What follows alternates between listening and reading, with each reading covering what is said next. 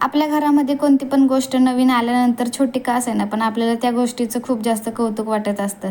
तर आज आम्ही थोडे दिवस झालेत पण नवीन फ्रीज घेतला होता, तर मी आज तुम्हाला दाखवते तर मी त्याच फ्रीजसाठी मस्त असा कवर मागवला होता. हा कवर मला खूप जास्त आवडला होता आणि मिशोमध्ये मी या कवरला लाईक करून ठेवलं होतं. तर मी तो कवर मागवला होता.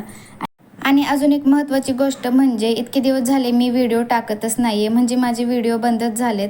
त्याचं कारण म्हणजे माझ्या फोनचा स्पीकर बंद पडला होता, म्हणजे खराब झाला होता. खेळताना स्वस्तिकने तो फोन पाण्यामध्ये टाकला, त्यामुळे तो बंदच पडला. म्हणून माझे व्हिडिओ येतच नव्हते.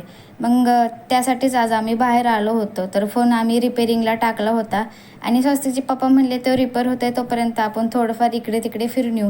तर या गार्डनमध्ये आम्ही पहिल्यांदाच आलो होतो. तर इथे खेळणी वगैरे नव्हती, पण इथे लोक व्हिडिओज काढण्यासाठी फोटो काढण्यासाठी येतात. तर आम्ही गेलो तर छान वाटलं आणि तिथं स्वस्तिक नुसता पळतच सुटला होता. त्यानंतर स्वस्तिकचे पप्पा म्हणले आपण अजून थोडंफार फिरूया. तर जाताना वराळा देवीचं मंदिर लागलं होतं, तर तिथून असंच येऊ वाटलं नाही.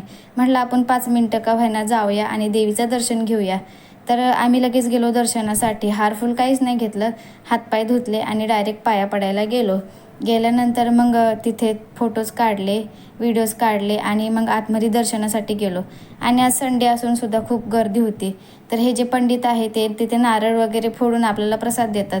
तर नारळ फोडताना त्यांच्या हाताला थोडंसं लागलं होतं, म्हणून स्वस्तिकच्या पप्पांनी त्यांना बँडेज वगैरे लावून दिलं. तर त्यांनी आम्हाला प्रसाद दिला, देवीची वेणी, फूल असं हे सगळं दिलं. तर मी खूप जास्त खुश झाले. त्यानंतर मग येताना आम्हाला भाजीपाला घ्यायचा होता. तर भाजीपाला वगैरे घेतला जो काही मला आवडला आणि खूप चांगला भाजीपाला होता, ताजा.